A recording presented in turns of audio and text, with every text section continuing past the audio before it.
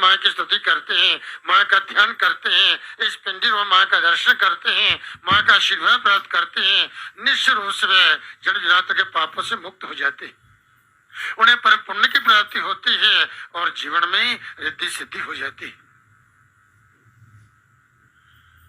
अभी 9 अप्रैल से बसंत नवरात्र प्रारंभ हो रहे हैं। एक दिन बाद माँ की सभी भक्ति में, माँ की आराधना में, माँ की साधना में सभी तत्पर होंगे और सभी जी प्रतीक्षा कर रहे हैं कि नवरात्र आएंगे, हम माँ की विशेष पूजा करेंगे, माँ का आशीर्वाद प्राप्त करेंगे, हमारे सारे कष्ट दुख सब रोग दूर होंगे। क्योंकि ये 9 दिन की जो माँ की पूजा होती है, ये साधना, ये आराधना, ये भक्ति, ये परम सिद्धि को देने वाली होती है। 9 दिन माँ के ये विशेष शक्ति पूजन, शक्ति संवर्धन, शक्ति संचय के दिन होते हैं। हम शक्ति अर्जित करते हैं। जब साधक शक्ति संपन्न होता है तभी उसके सब कार्य सफल होते, सिद्ध होते हैं। शक्तिहीन व्यक्ति के कोई भी कार्य सफल सिद्ध नहीं हो सकता। उन समस्त शक्तियों को देने वाली यही माँ भगवती है। आदि शक्ति, अणिमा, महिमा, गरिमा, लगिमा, प्राप्ति, प्राकाम्य, ईश्वरत्व, वशत्व, ये 8 प्रकार की सिद्धियां बतलाई गई है। और सिद्धि नवनिधि की दाता, इसी प्रकार से जो हनुमान चालीसा का पाठ भी करते हैं उसमें बतलाया गया है। हनुमान जी ने भी माँ की आराधना करके ये सिद्धि प्राप्त की। हनुमान जी भगवान शिव के अवतार थे।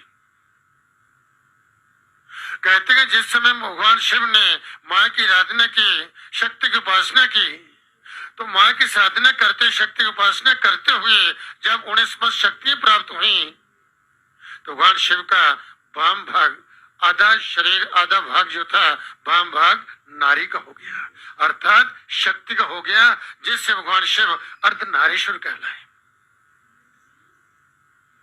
इसलिए उन शक्तियों को देने वाली यही माँ भगवती है। सब पर, देवताओं पर भी कृपा करने वाली, करुणा बरसाने वाली यही माँ भगवती।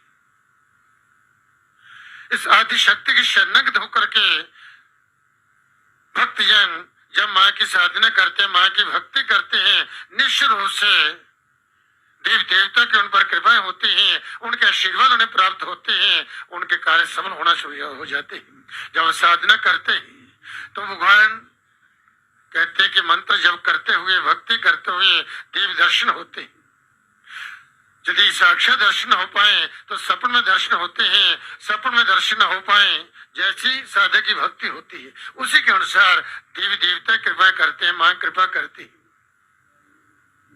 तो माँ की कृपा से उनके सब कार्य जो है बस सफल होना शुरू हो जाते हैं, मनोकामना पूर्ण होने लगती है, घर में सुख शांति होती है, क्लेश कला सब दूर हो जाती है। क्योंकि जिस घर में माँ की आराधना होती है उस घर में कोई क्लेश, कोई कला नहीं होती। परस्पर परिवार का प्रेम बना रहता है, वह घर, वह गृहस्थ, वह परिवार उत्तर अवधि को प्राप्त होता है, उन्नति को प्राप्त होता है। इसलिए अब इन नवरात्र, वसंत का नवरात्र जो 9 अप्रैल से मंगलवार के दिन जो प्रारंभ हो रही, मंगलवार से आप माँ की आराधना, माँ की उपासना प्रारंभ करेंगे।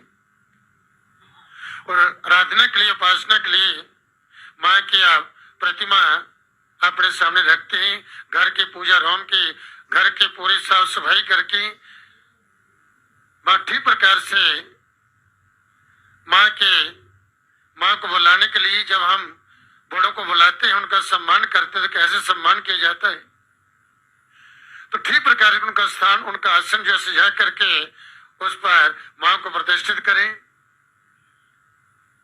भगवान श्री गणेश का पूजन करें, भगवान का स्मरण करें, क्योंकि भगवान श्री गणेश समस्त विघ्नों को दूर करने वाले हैं।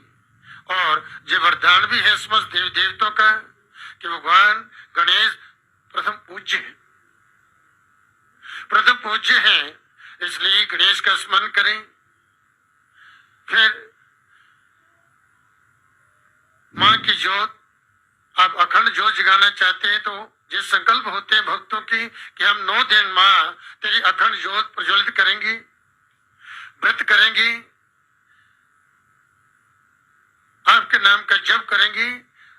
तो जिस मंत्र का जप करेंगे कि माँ इस मंत्र के द्वारा हम जप करेंगे, आप हम पर कृपा करें, हमारी पूजा को, हमारी प्रार्थना को आप स्वीकार करें और इस परिवार को आप आशीर्वाद दें। अपने आशीर्वाद से पूरे परिवार को कृतज्ञ करें जिससे हम परम कल्याण को प्राप्त हो सके।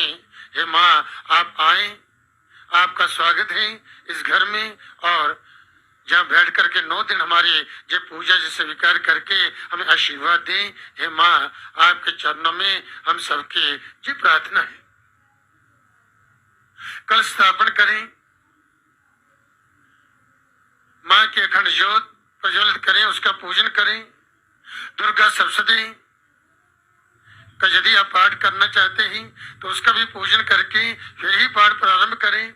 श्रीमद् देवी भागवत का बहुत सारे भक्तजन, श्रीमद् देवी भागवत ये ऐसा ग्रंथ है जो माँ को अत्यंत प्रिय है, जिसका पाठ करने से, जिसका श्रवण करने से मनुष्य के सभी मनोकामना पूर्ण होती हैं, उनकी समस्त विघ्न बाधाएं दूर हो जाती हैं और घर में जो माँ भगवती स्वयं उस घर में लक्ष्मी और विराजमान होकर के अवधि को देती है, उन्नति को देती है। अब कल स्थापन कैसे करें? तो सबसे पहले कहा है कि आप कलश, कैसा कलश होना चाहिए? तो मिट्टी का कलश, पीतल का, तांबे का, अपनी शक्ति अनुसार आप कलश ले आए और फिर जिस स्थान पर उसे स्थापित करना, सामने अपने माँ की प्रतिमा रखी है, उससे आगे आप शाखा रोपण करेंगे, माँ की ज्योत वहां पर प्रज्वलित करेंगे माँ के सामने, और अपनी बाईं तरफ और माँ की प्रतिमा के दाईं तरफ कलश स्थापन किया जाता है। वहां पर दंड प्रक्षेप आप चावल रखें या जौ रखें, भूमि का स्पर्श करें और वहां पर चावल या जौ वहां पर रखें, उसके ऊपर उस कलश को, जल से पूरे कलश को वहां पर रख दें। फिर उस कलश का पूजन आप जब भूमि स्पर्श करते हैं, कलश वहां पर रखते हैं, फिर जो है दंड प्रक्षेप किया जाता है, कलश स्थापन वहां पर होगा और कलश में जल डाला जाता है। आपने यदि पहले डाल लिए हैं तो भी ठीक है, और उस समय आप गंगा जल उसमें डालें, गंगा जल डालें, फिर कलश में चंदन डालें, सर्वौषधि उसमें रखें, उसमें डालें दुर्वा, घास की जो दुर्वा होती है, एक उसका कूच बना करके 3, 5, 7, 11 जो कुशा लेकर के उसे बांध करके उसमें डाल दें। कुशा उसमें डालें, जो दुर्वा जो है पंचपल्लव, यदि पंचपल्लव नहीं मिलते हैं तो आम के पत्ते उसमें रखें। कुशा सप्त मृत्तिका, 7 स्थानों के, अलग अलग स्थानों की मिट्टी यदि वह प्राप्त नहीं हो पा रही है तो तुलसी की मिट्टी उसमें डाल दें। तुलसी की मिट्टी डालें, उसमें सुपारी डालें, पंचरत्न, यदि पंचरत्न नहीं तो द्रव्य एक सिक्का उसमें डाल दें, वस्त्र, लाल वस्त्र से उसको वेष्टित करें, अर्थात उस लाल वस्त्र चढ़ाएं, मूली कंठ में जो पात्र है उस पात्र कंठ में मूली बांधे, जैसे हम हाथ में मूली बांधते हैं वैसे उस कलश के कंठ में मूली बांधनी।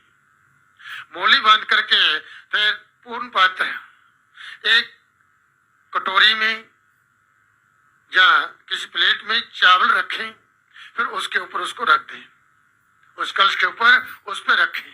अब उसके बाद जब आपने चावल का वो पात्र उस पर रख दिया, उसके ऊपर फिर नारियल रखें। नारियल कैसे रखना है इसके लिए विचार, ध्यान देने की बात है, विचार करने की बात है।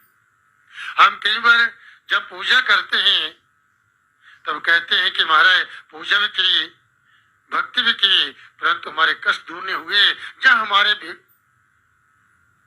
जीवन में कष्ट आ गए, परेशानी आ गई, धन की हानि हो गई, जहाँ कोई ऐसा रोग आ गया जिससे हमारी हानि हो गई, तो उसके लिए कहा है कलश के ऊपर अब नारियल जो कैसे रखना चाहिए। अधोमुखम शत्रु विवर्धनाय ऊर्ध्वस्य वक्त्रम बहुरोग वृद्धि प्राची मुखम वित्त विनाशनाय तस्मात् समम समुखम नारिकेलम। अब नारियल को कैसे रखना है। अधोमुखम शत्रु विवर्धनाय, यदि उस नारियल को आप उल्टा करके रखते हैं, देखिए नारियल आप सब देखते हैं कि जिस तरफ से नारियल पेड़ के ऊपर लगा हुआ होता है वह उसका मुख होता है, बस सिर है मुख है उसका।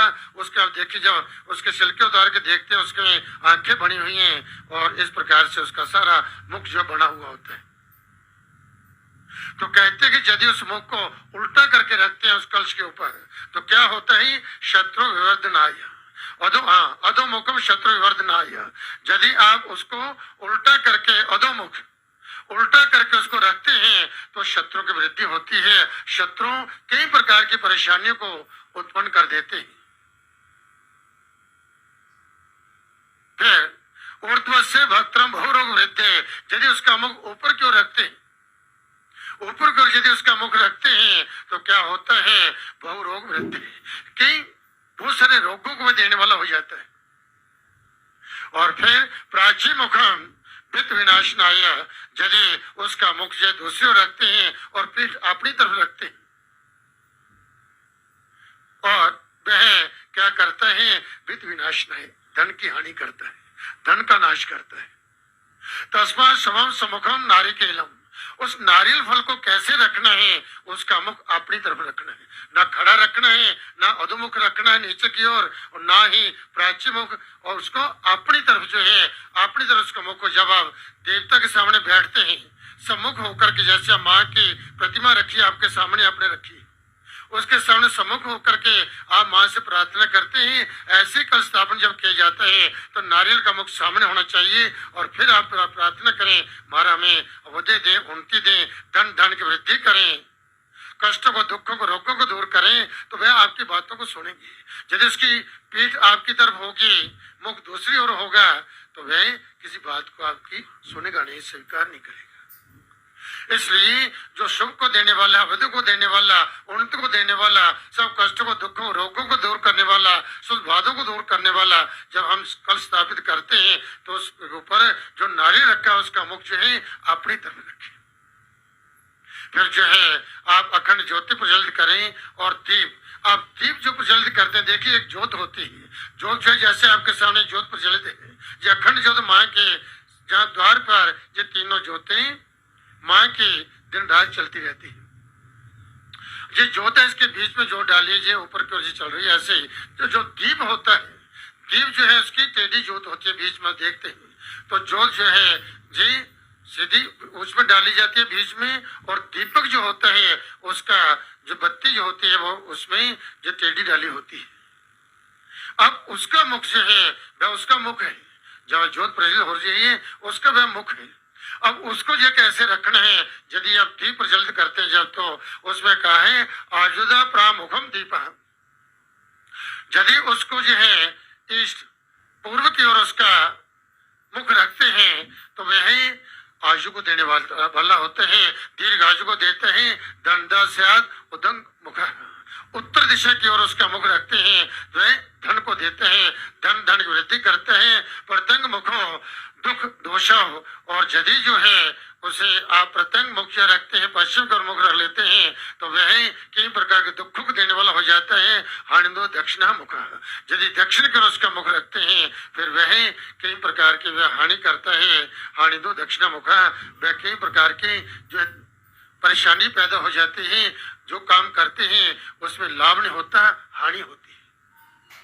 इसलिए हम कई बार कहते हैं कि हम पूजा भी कर रहे हैं, भक्ति भी कर रहे हैं, मंत्र जप के कर रहे हैं, ध्यान भी कर रहे हैं, फिर जी ऐसे क्यों विघ्न हमारे घर में आ रहे हैं। तो इसलिए इन चीजों का थोड़ा सा ध्यान रखना चाहिए। अब जब 9 दिन की अब जब साधना करेंगे तो विशेष रूप से माँ की आप उपासना करें, मंत्र जप करें, और मंत्र आपके सामने गुहा द्वार पर माँ भगवती का जो नमान मंत्र जिसके 9 ही अक्षर है, 9 दिन की माँ की साधना है। इस मंत्र के 9 ही अक्षर बड़ा विशेष महत्व है। इस मंत्र का जितना जप करते हैं बच्चों को बतलाएं, स्वयं करें। इस 9 दिन में जितना ये मंत्र जब कर सकते हैं कि मंत्र से अंतःकरण की शुद्धि होती है, मन पवित्र होता है, बुद्धि पवित्र होती है, जीवन पवित्र होता है, समस्त बाधाएं जो हमें दूर होती हैं, और इतने नहीं समस्त पापों का नाश होता है, पुण्य की प्राप्ति होती है, जीवन यात्रा सुखद हो जाती है। अब सभी अपना ध्यान माँ के चरणों में ले जाइए और माँ भगवती महाकाली, माँ लक्ष्मी वैष्णवी और माँ सरस्वती का ध्यान करते हुए आप सभी भक्तजन इस मंत्र का मिलकर के माँ का जयकारा लगाते हुए जाप करेंगे। जयकारा